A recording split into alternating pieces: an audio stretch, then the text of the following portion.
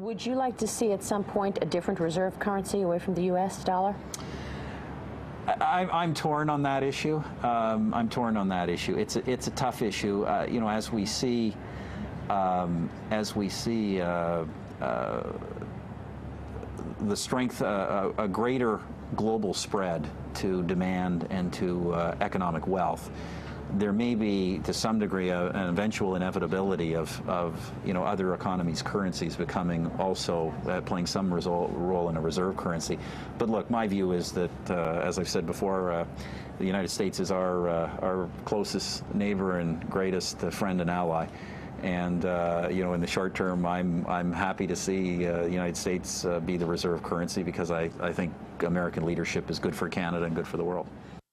I think American leadership is good for Canada and good for the world.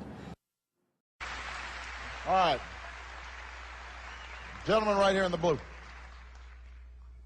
Senator, first of all, thank you for honoring the wishes of the people and not taking lobbyist money. Absolutely. I appreciate that. You bet.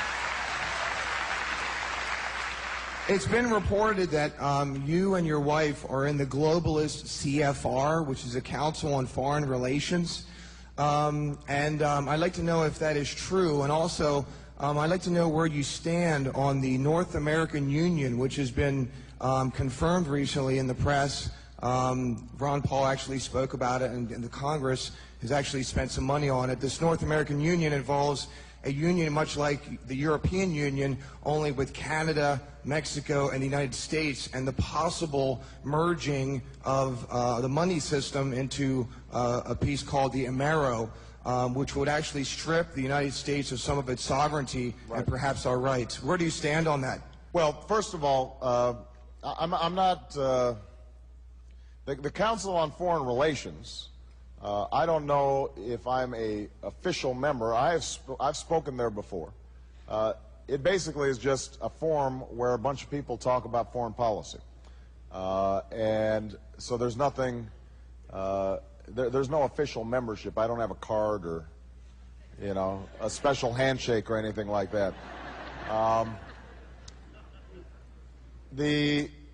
In terms of this North America. Union. This has been something I know Ron Paul's talked about and people have been talking about. I have to say, with all due respect, that I see no evidence of this actually taking place. I think this has been something that has been ginned up in certain blogs and the internet. It was based partly on the fact that there's this highway being built in Texas that will facilitate more transportation and travel between Mexico and the intercontinental United States on up through Canada, and so people have perceived that this potentially means that somehow there's going to be this union like the European Union. There's no evidence that that's taking place. NAFTA helped to break down barriers of trade between those three countries, and I was opposed to NAFTA because I thought that it didn't have the labor and the environmental standards and the safety standards that would look out for U.S. workers. But I don't think that there's some conspiracy to create this one, you know, continental government between Canada and Mexico. I see no evidence of that. All right? Okay, next. Cooperation, not isolation. Third question right here. Third question right here. Okay, you go first. Yes. On CNN's Larry King, you acknowledged the fact of NAFTA currency, like the euro. Can you please talk about how you, as President of Mexico, President Bush, and the Prime Minister of Canada established working groups towards a North American Union with the SVP prosperities without public approval? It's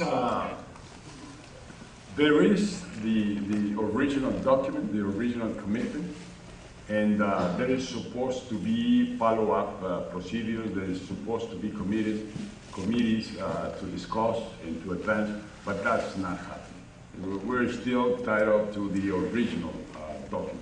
The highways are being built right now. The Trans-Texas Corridor highways are being built as part of the SPP building the NAFTA highways. It's happening right now, and the working groups are established. Highways, unfortunately. They're being built right now, from what I hear. You go to Texas right now. Bilateral, the two nations? Yes. If you go to Texas right now, you see land being seized away from people building these highways of the North American Union.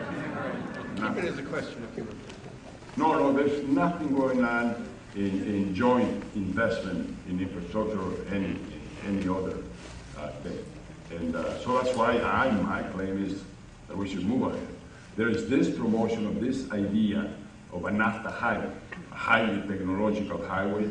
Even some have said or promoted the idea that that should be a duty-free highway or a free zone highway so that you could move products without crossing the border because they would have this road to move upon and else. But it's just plans, there's nothing concrete up to now.